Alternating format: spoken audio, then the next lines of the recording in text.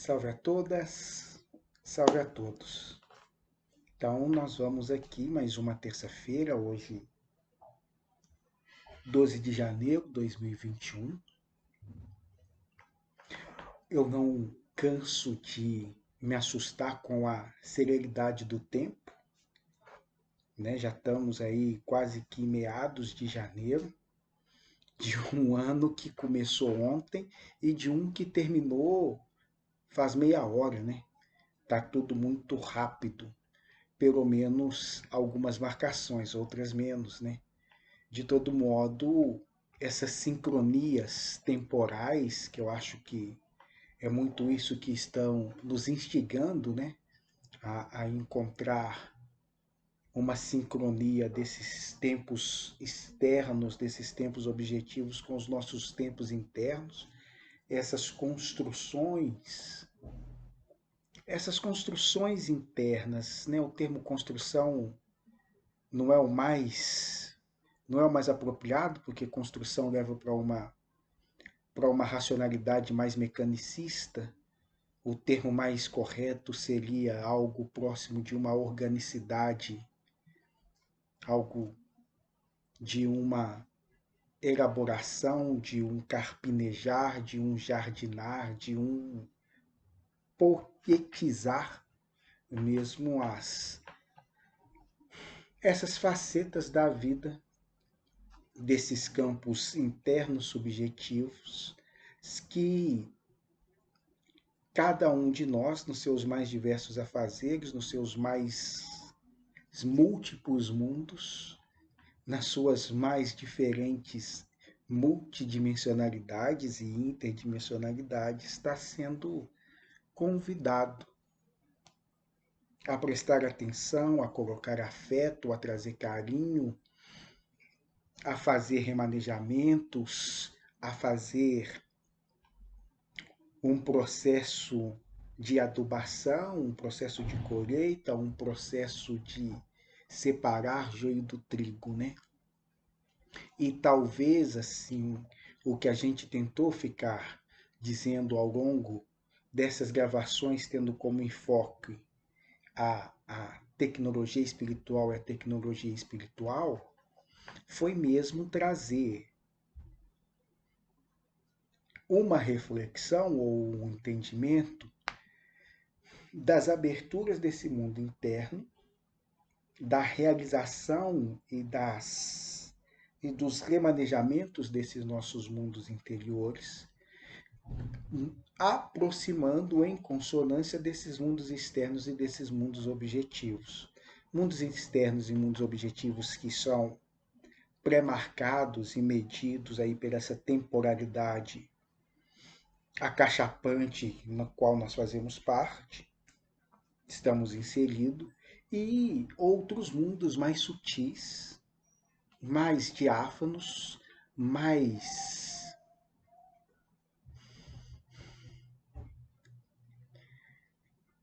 menos espessos, menos densos, que a gente também está adentrando.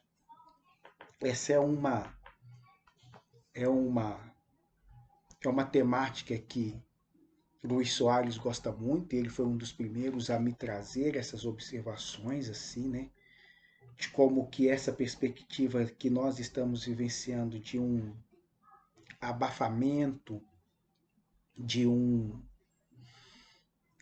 vazio, de algumas angústias, tem muito a ver com essa nossa aproximação de uma zona tida até então como espiritual, que era o umbral, né? Então, assim, teve uma elevação nossa desse nosso campo físico, desse nosso mundo objetivo, que a gente se aproximou muito do umbral, né? Aquilo que a gente, décadas passadas, chamávamos e denominávamos umbral, que era um plano sutil mais denso, um plano sutil mais espesso, mais asfixiante. E a gente tem se aproximado muito dessa zona, como criando mesmo uma coisa só, né? E é bem isso que a gente está vivenciando. Talvez a gente já tenha até superado já esse plano do umbral, esteja em até um plano mais sutil, fisicamente falando mesmo. Ainda distante de algo mais ameno do que amigos os kardecistas chamam de mundos felizes, colônias espirituais bonitinhas, tranquilas, felizes e sorridentes. Mas, contudo, entretanto, todavia, estamos aí fazendo essa transição. E o que a gente ficou tentando conversar enquanto tecnologia e espiritual é como que essa alteração física, fisiológica, magnética, cristalina da própria estrutura planetária, ou seja, de uma densificação mesmo objetiva. O que eu estou chamando de objetivo? O objetivo eu estou chamando quase esse mundo compartilhado fora de nós, né?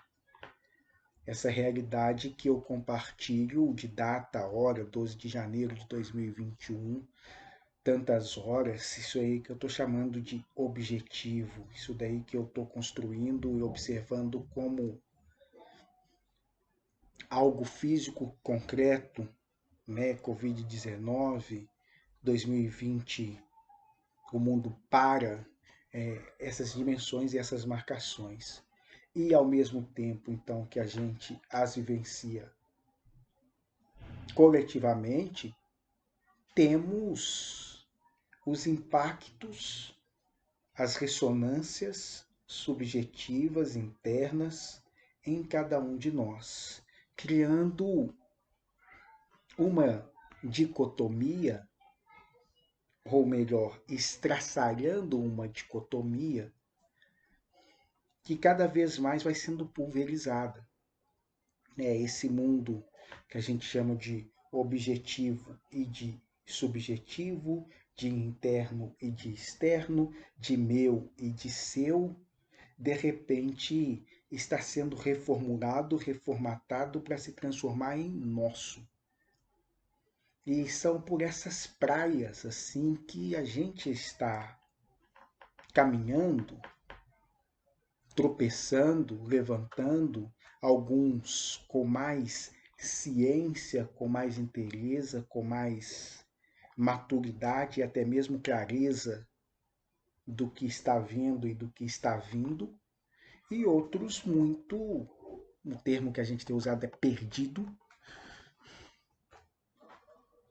nesse nevoeiro que parece que não termina nunca, né? Quando acaba o nevoeiro, vem a noite. E aí, antes de amanhecer, tem mais nevoeiro ainda, as coisas ainda mais nebulosas, nada muito claro, nada muito transparente, e muitos de nós navegando por rumo, por intuição, em conflitos imensos sobre para onde ir, quem sou eu, para onde que eu vou, o que que eu faço, o que que é ser ligado à minha vida, que país é esse, que mundo é esse, para tudo que eu quero descer, enfim. Essas angústias que muitos têm sentido, que muitos têm percebido, que muitos têm. E como é que a gente sai disso, né? E como é que a gente muda a fita, e como é que a gente muda o dial, e como é que a gente sintoniza tentando atravessar essa zona obscura, essa interface que fica entre o nada e o coisa nenhuma, aquele vazio, até entrar numa outra sintonia, até entrar numa outra vibração. Acho que nós estamos vivenciando algo muito próximo disso, enquanto planeta, enquanto sistema, enquanto pessoas, enquanto coletividade. Estamos aí nessas transições. E o bonito, assim, né? E o bonito? E o bonito é que esse é um fazer ou um perceber que está criando algo, está sendo gestado e germinado algo, está sendo elaborado e nutrido algo, que não é aparente, que não é visível, que não é concreto, que não é tangível, mas ao mesmo tempo é e está. A melhor, da minha concepção, né, gente? A minha limitação.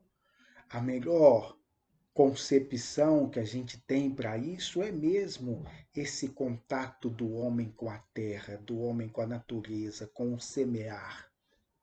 É muito esse processo de lançar semente ao solo e aguardar e confiar e esperançar e ter fé de que algo dali vai germinar e vai brotar. E não tem muito o que fazer, não dá para ficar cutucando o solo a cada semente que você lança. Não tem muito como apressar a gestação e o germinar dessa semente, é um aguardar mesmo. E um confiar de que depositado na terra, depositado nesse útero, depositado nessa casa-mãe, renderá frutos. Mas esse ato de lançar a semente ao solo, de ter adubado a terra, de ter preparado o terreno, isso acarreta uma transformação nessa nossa interioridade.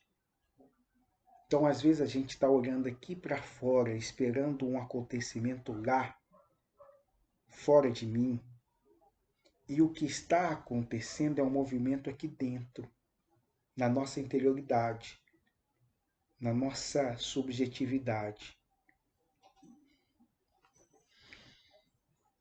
E isso é de uma invisibilidade, é de uma sutileza que nos escapa. Nós ainda não temos lentes suficientes nem olhares apropriados para compreender e observar essa gestação do nosso mundo interno. E como, que é o mais importante dessa gestação, esses mundos internos que a gente acredita que está contido aqui e em mim, na verdade, abriga diversos outros seres que também estão na mesma adubagem, no mesmo trabalho de arar a terra, de esperar os produtos da própria terra. Nós não temos observado isso. E tecnologia espiritual, tecnologia sideral, é essa tentativa de mostrar esse espelhamento. Olha, durante muito tempo, vocês viram uma imagem que refletia o fora, e agora nós estamos querendo vos convidar para que vocês vejam uma imagem que reflete o dentro. E imagens que refletem o dentro assustam e apavoram. O nosso dentro não é algo que nós trabalhamos, não é algo que a gente se ocupa. A roupa pelo avesso não é algo que a gente coloca atenção. O mundo, ao contrário, não é algo que a gente está acostumado a parar para apreciar, parar para perceber. Muito pelo contrário. As pessoas que sempre tiveram uma entrada diferente pelo mundo, a gente as olhou com muita desconfiança e com muitos preconceitos. Saia daqui, não fique próximo de nós, para de avacalhar, para de nos encher. Tem um termo que os xamãs utilizam, eu não vou lembrar do termo, mas vou lembrar do conceito, porque o O Phil Jackson referiu ao Dennis Rodman dessa maneira, né? O, o homem que andava para trás, né? Assim, a tribo sabia que existiam algumas pessoas que eram importantíssimas para a tribo, mas que faziam esse movimento de andar para trás. E é o natural delas. Elas são de fato diferentes. Elas são de fato provocativas, provocadoras, para que cada um de nós desperte para habilidades não utilizadas, para semeaduras que realizamos e não colocamos atenção.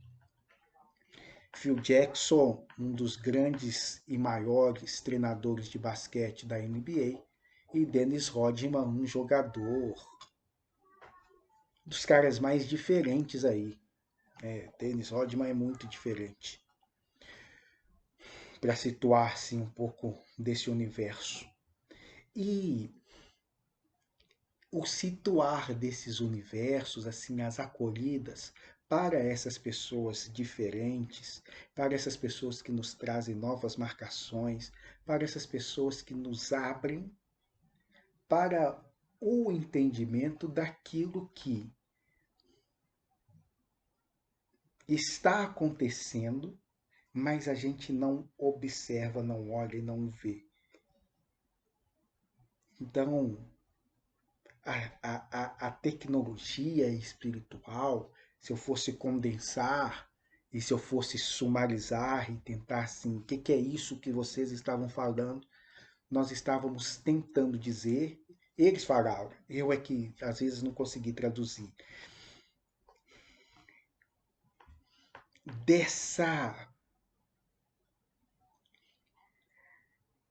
dessa elaboração que estamos fazendo conjuntamente, não das concretudes. Isso ainda não é tão concreto, isso ainda não é tão palpável, isso ainda não é tão visível, mas já está sendo realizado, já está sendo feito. Outras gerações antes de nós já estavam preparando esse terreno, e nossas gerações e as gerações futuras também estão nesse mesmo processo de preparar a terra. De preparar a terra para quem e para o quê? Essas que são as grandes perguntas. Não ouso a princípio nenhuma resposta, mas é preparar a terra para o melhor de nós. Vou supor, é preparar a terra para que a terra possa receber nossa candura, nossa ternura, nossa amorosidade, nossa compreensão. É preparar a terra para que a terra possa acolher a si mesma. E esse si mesmo que a terra acolhe é muito do que a gente compreende como princípio feminino. E o princípio feminino é muito diferente da concepção masculina de entendimento de mundo.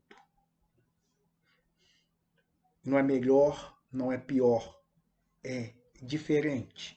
Uma oposição complementar, como bem nos esclarece o Tao, com seu yin e yang. Então, quando a gente está falando desse princípio feminino, nós estamos falando muito desse yin que coabita de forma complementar, oposta e complementar, e esse oposto e complementar é conjunto, formam essa ideia de totalidade. Então, nós estamos caminhando para a construção de uma totalidade. Totalidade é um conceito, um termo que filosoficamente sempre causa, né? A gente sempre fica muito absorto com essa ideia de totalidade, porque as ideias de totalidade deram em estados totalitários, deram em reflexões filosóficas que tentavam assambarcar toda a realidade, e a realidade vista por uma perspectiva que não era nem complementar, ou melhor, não não dialogava e não respeitava as oposições e as complementaridades. Ela reduzia tudo a um único. E as questões que estamos vivenciando aí nesses anos 2010 em diante é muito das quebras dessas concepções majoritárias, dessas concepções únicas, o Deus único, o país único, o modelo único. Então, há vários ataques a essas representações de unidades, ao patriarcalismo, ao Estado, à família, à igreja, há várias pedradas lançadas em direção a essa concepção da unidade que não enxerga ou não garante os espaços às diversidades, ou essa unidade que se compõe a partir de um modelo de um só, o homem macho, hétero, branco, europeu, adulto, cis.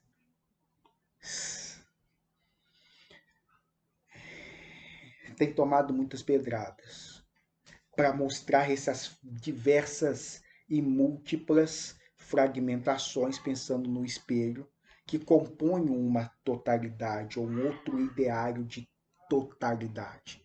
Então, quando a gente está utilizando aqui o termo de totalidade, nós estamos querendo falar assim, olha, a composição das mais diversas diversidades, compondo um cenário de único, ou remodelando um modelo de unidade, uma unidade que não se sente agredida com o outro e pelo outro. O outro, que é esse não eu, pode coabitar esse mesmo campo no qual eu estou. E ele não precisa fazer nenhuma adequação para ser esse outro, ou para ser não eu. E a gente forçou, exigiu e estrangulou em todos os aspectos, essa ideia de castração mesmo, para que o outro adentrasse alguns mundos, alguns universos, alguns planos, algumas perspectivas, ele tinha que deixar de ser quem é. Branco demais, desculpa, branco demais muitas vezes passa, né? Preto demais, mulherzinha demais, mulher demais, gayzinho demais, tudo era demais, né? O que passava desse parâmetro muito rígido, muito castrador, muito definidor do correto, do certo, do justo,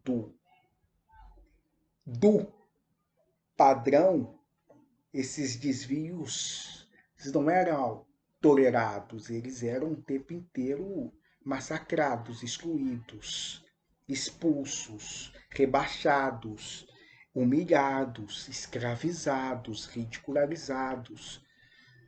Nós sabemos, creio eu, todas essas questões e como que elas estão em voga. Aí o povo fica assim, mas você começa a falar de espiritualidade, aí você vai para esses lados seu político, e esses lados seu político, aí eles usam os nomes lá, aquelas coisas bonitas. Mas é porque é difícil desassociar. As marcações que nós utilizamos, é isso que eu dizia um pouco lá atrás, né?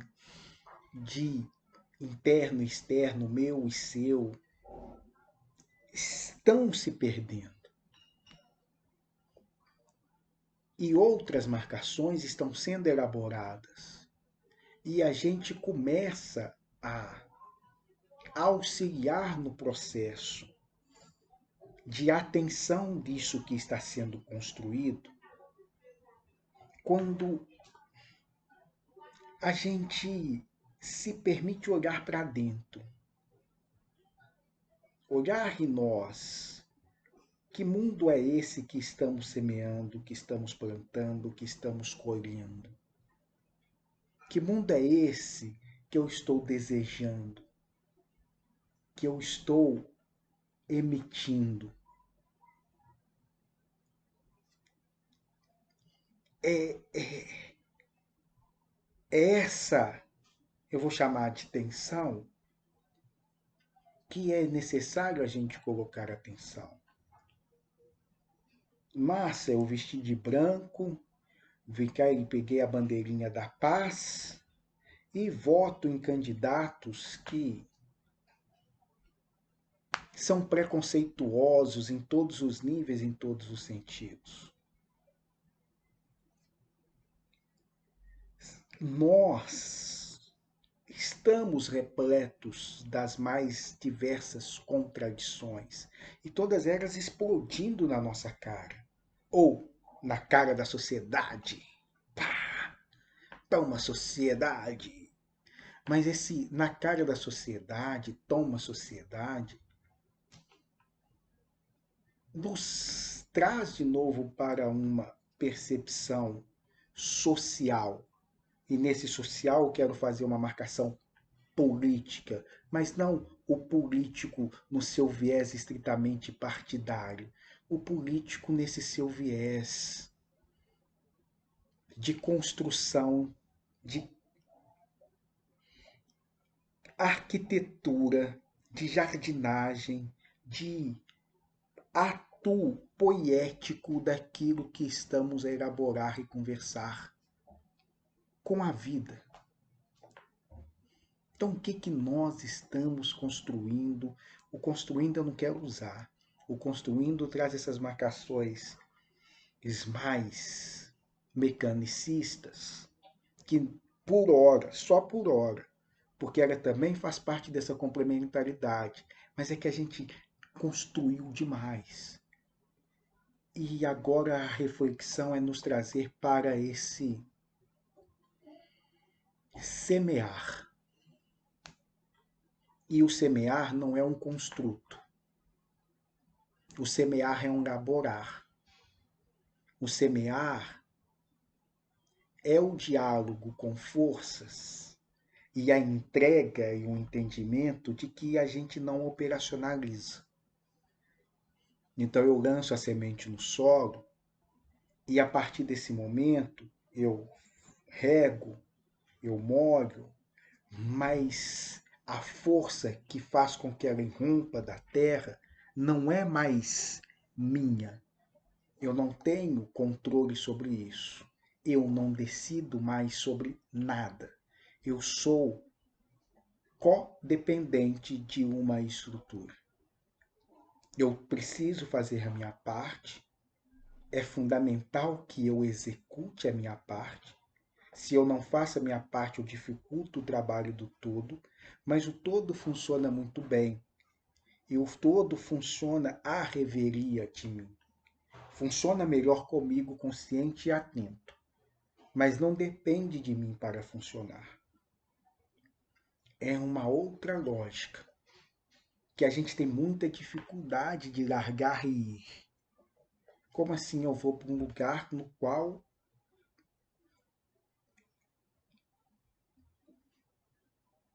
essa minha força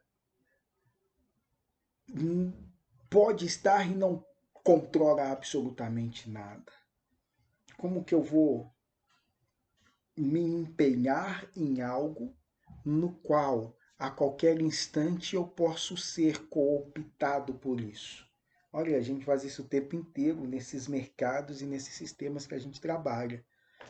Mas quando a gente tenta fazer esse passo, que é o passo da confiança, é o passo da entrega, é o passo da fé, é o passo que todos deram diversos nomes e místicos falam disso há milhares de anos. O passo em que eu me torno parceiro do universo e trago o universo comigo para ser meu parceiro. Já é, mas a gente não coloca atenção, e aí a gente chama mesmo o universo para fazer essa parceria de confiança. Tem forças invisíveis que operacionalizam tudo isso que está à nossa volta e que independe de você, do seu querer. Você pode aí ficar querendo entrar nessas questões das visualizações criativas, eu quero ser rico, eu vou ser milionário, às vezes até consegue, mas a parceria é outra, a prosperidade é outra, a gratidão é outra. E a gente tem muito receio em fazer esse movimento de entrega, tá? Então, quando a gente brincou com a tecnologia espiritual, sideral, nós estamos falando dos caras que apresentam isso para nós sem as contradições e as dicotomias que nós carregamos. Aqui, para falar disso e transformar isso em linguagem, é uma dificuldade. Interno e externo, meu e seu. A linguagem divide o pensamento, não consegue ser dialético na apreensão mais correta do termo, que é dessas tensões, encontrar um outro lugar. A gente fica muitas vezes reduzido às oposições, o bem e o mal, o certo e o errado, o bonito e o feio. A gente avança pouco nessas mesmas questões, ou seja, temos vícios de linguagem, estamos presos à linguagem, ou se formos recuando ainda mais, a nossa forma de estruturação, de concepção de mundo dificulta até mesmo o entendimento de outras possibilidades. Então ficamos muito maniqueístas, ficamos demasiadamente dualistas.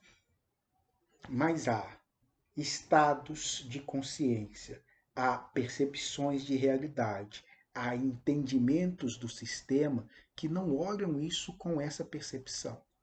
Muito pelo contrário, aonde que, pensando rapidamente na biologia e com os amigos que gostam dessa matriz, aonde a gente viu a teoria da competição, darwinismo, e levamos essa lógica para o social, o darwinismo social, só os mais aptos sobrevivem, só os mais fortes é que se adaptam.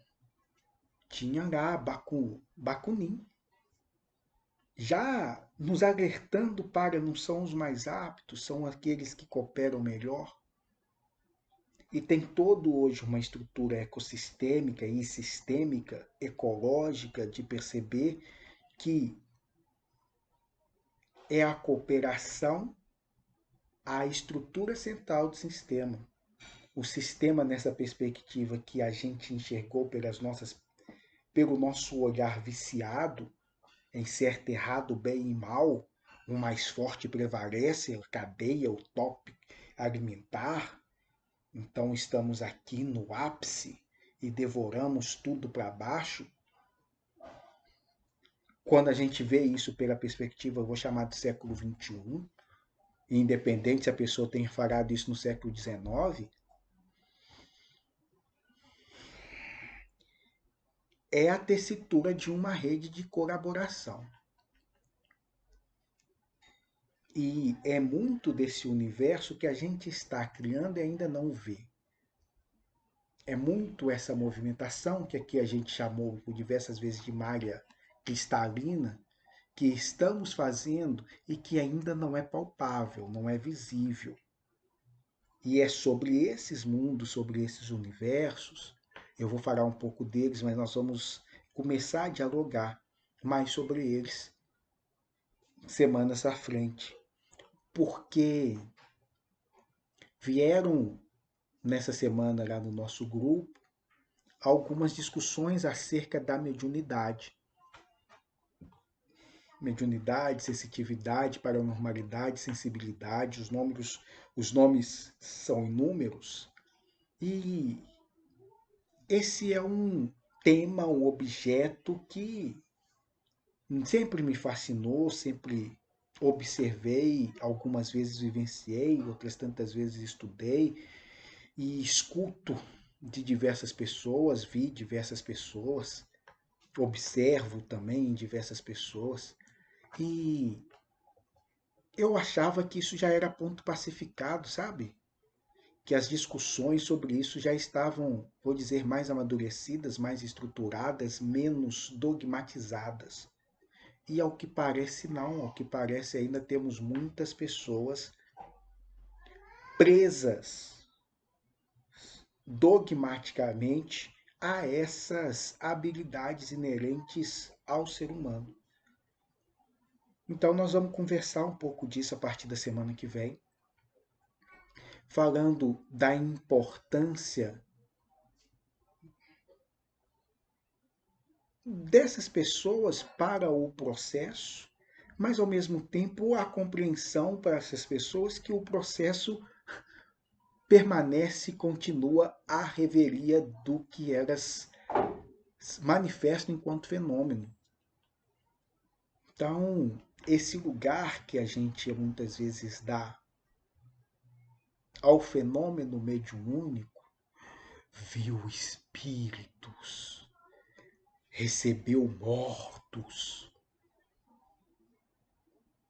Isso eu vou tentar mostrar o quanto que é cada vez mais irrelevante e significante a nossa ideia, e está aí a transcomunicação instrumental, tentando mostrar isso.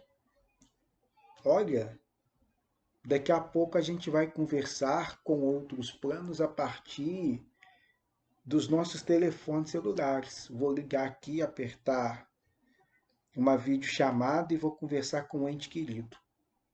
E aí, se isso acontecer, qual que é a função do médium? Ele vai fazer o quê? Para a gente tentar mostrar e discutir, ainda que isso para muitos esteja muito distante, eu acho que nem tanto, mas aí para a gente tentar discutir como que o fenômeno mediúnico, o sentido dele é outro, a importância dele é outra, não necessariamente essa adoração, essa idolatria, essas romantizações, endemoniamentos que se faz. Muito pelo contrário, a gente precisa caminhar para um lugar mais aberto, mais solto, mais livre, mais empoderado, no qual essas habilidades vão fazer parte do nosso fazer diário, das nossas observações rotineiras, do nosso estar no mundo de maneira mais plena, mais sábia, melhor. É sobre isso, então, que eu não vou dizer que estamos fechando, porque tecnologia espiritual, tecnologia sideral vai estar presente e premente. Não há nada mais tecnológico do que a fisiologia de um sensitivo, de um médio, de um paranormal. E é isso que a gente precisa, porra, brincar de conversar, porque isso é muito bonito. Essa fisiologia energética, a fisiologia energética é louco, né? Mas essa fisiologia orgânica, esse mapeamento energético desses seres e de outros tantos que não se veem nem se percebem assim, é o tema mais tecnológico que nós temos e é isso que a gente precisa focar, discutir, conversar, porque a gente está desperdiçando muito potencial e está trancafiando muitos potenciais. Temos abertura aí para fazermos muito mais. E é sobre isso que eu convido vocês para de novo estar aqui semana que vem. Quem quiser, puder, elabore questões, mande questões aí para a gente ir percebendo. Eu vou tentar trazer algumas do povo que eu vi, que eu captei. Vou pegar um pouco dessas coisas que eles falaram e de como que eles perceberam e vamos trazer para a gente dialogar também um pouco mais. Beijo em todos vocês. Amanhã, quarta-feira, vamos fazer mais uma reunião ao vivo. Essa é mais prática, não tem tanta conversinha assim. A gente vai para processos mais de auxílio, não sei dar os nomes não, e nem sei como é que vai ser, mas é processos mais que auxiliam as pessoas a compreenderem, elaborarem, a fazerem. Aqui a gente trabalha mais o conceitual, as reflexões. Na quarta, de forma mais coletiva, a gente tenta dar pequenos elementos de feitura, de realizações. Então é isso. Beijo grande em todos. Fiquem com Deus.